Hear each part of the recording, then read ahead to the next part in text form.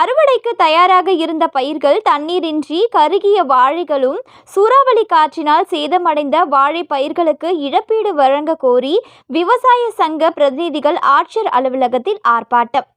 மேட்டூரில் போதிய தண்ணீர் இல்லாததால் கால்வாய் வாய்க்கால்களில் தண்ணீர் கிடைக்க பெறாததாலும் பருவமழை பெய்யாததாலும் நிலத்தடி நீர்மட்டம் வெகுவாக குறைந்து திருச்சி மாவட்டத்தில் பயிரிடப்பட்டுள்ள சுமார் 20,000 ஏக்கர் பரப்பிலான வாழை பயிர்கள் அறுவடை சமயத்தில் தண்ணீரின்றி முற்றிலுமாக காய்ந்து வாடி வதங்கி மண்ணில் சாய்ந்துள்ளது.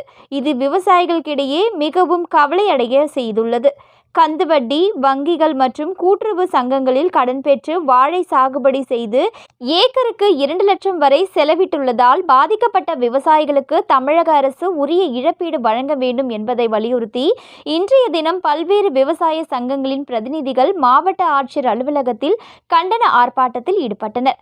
தொடர்ந்து மாவட்ட ஆட்சியர் பிரதீப் குமாரை சந்தித்து இழப்பீடு வழங்க கோரி தங்களது மனுவை அளித்தனர். அதே நேரம் திருச்சி மாவட்டம் காட்டுப்புத்தூரில் கடந்த 2 தினங்களுக்கு முன்பு பெய்த சூறாவளி காற்றினால் 1 லட்சம் வாழை மரங்கள் அடியோடு சாய்ந்ததுடன் சோள பயிர்கள் மற்றும் வெற்றிலை பயிர்கள் பாதிக்கப்பட்டுள்ள நிலையில் கடன் பெற்று விவசாயம் செய்யும் விவசாயிகளுக்கு அரசு நேரில் பார்வையிட்டு இழப்பீடு வழங்க வேண்டும் என்றும் கேட்டுக்கொண்டனர்.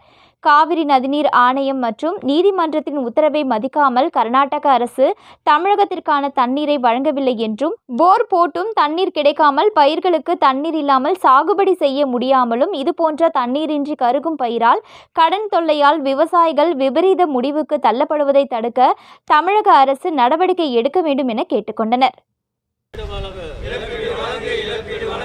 ஏக்கருக்கு 2 லட்சம் செலவுகள் செய்து இருக்கின்றோம். கை கூடல இப்போ எங்களுக்கு கை கூடல போன வாழைகளுக்கும் சூறை காட்டில் பாதித்த வாழைகளுக்கும் இழப்பீடு வழங்கு. விவசாயிகள் சாகுறோம். விவசாயிகள் சாகுறோம். வாய்க்காலில் தண்ணி இல்ல. காயுது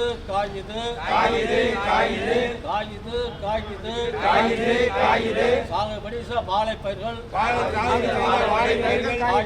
காயுது கருகுது. தமிழக அரசு இழப்பீடு வழங்கி போன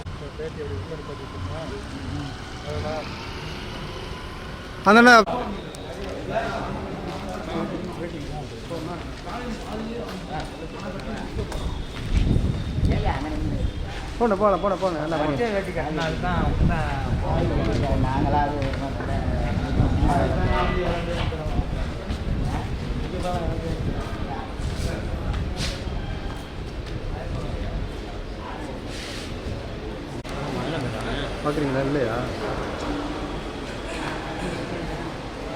போகலாங்க நீங்கள் போகலாங்க. புத்தகம்னாக்க இந்த ஓராண்டுக்கு மட்டும் தான் நம்ம பேசுவோம். அது வாழை மட்டும் சாப்பிட பண்ணிப்போம். ஆனால் கணக்கில் எடுத்து இழப்பீடு வரும்போது நிலத்துக்கு சொந்தக்காரங்க தான் கொடுப்போங்கிறாங்க. உண்மையான புத்தகதாரி யாருன்னு பார்த்துட்டு அந்த புத்தகதாரிக்கு கிடைக்கிறது நடவடிக்கை இருக்கணும். ஆனால் எங்களுக்கு எழுத்துப்பூர்வமான புத்தகம் கிடையாது. சும்மா பேச்சுவார்த்தைக்கு தாங்க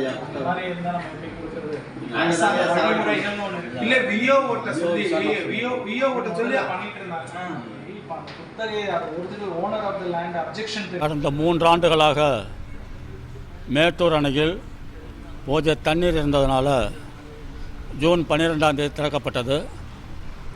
விவசாயிகளுக்கு பெரிய ஆறுதலாக இருந்தது. அதே போல் கடந்த ஆண்டு ஜூன் 12ஆம் தேதி அணையில் 100 அடிக்கும் குறையாமல் தண்ணீர் இருப்பதனால நமக்கு தென்மேற்கு வடகிழக்கு பருவமழைகள் கை கொடுக்கும், கர்நாடகாவிலிருந்து தண்ணீர் கிடைக்கும் என்ற நம்பிக்கையில் ஜூன் 12ஆம் தேதி தண்ணீர் திறக்கப்பட்டது. ஆனால் எதிர்பார்த்த அளவு தென்மேற்கு வடகிழக்கு பருவமழைகள் நம்ம கை கொடுக்கலை. காவேரியிலையும் தண்ணீர், கர்நாடகம் தண்ணீர் தரல, காவேரியிலும் வரலை. ஆரம்பத்தில் கிடைச்ச தண்ணீரை வச்சு திருச்சி மாவட்டத்தில் ஏறத்தாழ ஒரு 20,000 ஏக்கர்லேருந்து 25,000 ஏக்கர் வரைக்கும் வாழை சாகுபடி நடைபெற்றது. கடந்த ஆகஸ்ட் மாதத்துக்கு அப்புறம் மேட்டூரில் போதிய தண்ணீர் இல்லாதனால் தண்ணீர் விடப்படலை. அதனால் கால்வாய்களில் தண்ணீர் வரலை. அதே போல் நமக்கு பெய்ய வேண்டிய திருச்சியில் பெய்ய வேண்டிய பருவமழைகளும் சரிவர பெய்யலை. நிலத்தடி நீரும் அதில் பாலாளத்துக்கு போயிருச்சு.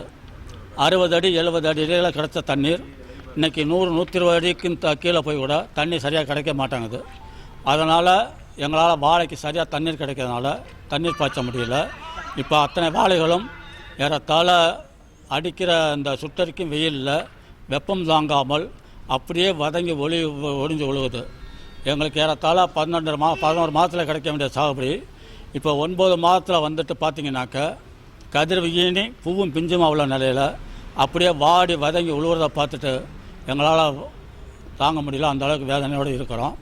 இப்போ ஏறத்தாழ இந்த திருச்சியை பொறுத்தவரைக்கும் 20,000 ஏக்கருக்கு மேலே கடுமையாக பாதிக்கப்பட்டிருக்குது. தமிழ்நாடு அரசு உடனே இதில் கவனம் செலுத்தி பாதிக்கப்பட்ட விவசாயிகளுக்கு இழப்பீடு வழங்கணும். ஏன்னு சொன்னாக்க அந்த கன்று செலவு, நடவு செலவு இப்படின்னு பார்த்தா ஏக்கருக்கு 2 லட்ச ரூபா வரைக்கும் செலவு பண்ணியிருக்கிறோம். எல்லாம் கூட்டுறவு சங்கம், தேசியமயக்கப்பட்ட சங்கம், அதே போல் கந்து வட்டிக்காரர்கள்ட்ட கடனை வாங்கியும் வீட்டில் உள்ள பெண்களோட நகை அடகு வச்சு தான் செலவு செஞ்சுருக்கிறோம். இப்போ எங்களுக்கு இந்த பணம் இல்லைன்னு சொன்னாக்கா அவளையும் நாங்கள் இழக்க வேண்டியிருக்கும். கடன் தொல்லையால் நாங்கள் ஏதாவது விருது முடிவுகள் எடுக்க வேண்டியிருக்கும்.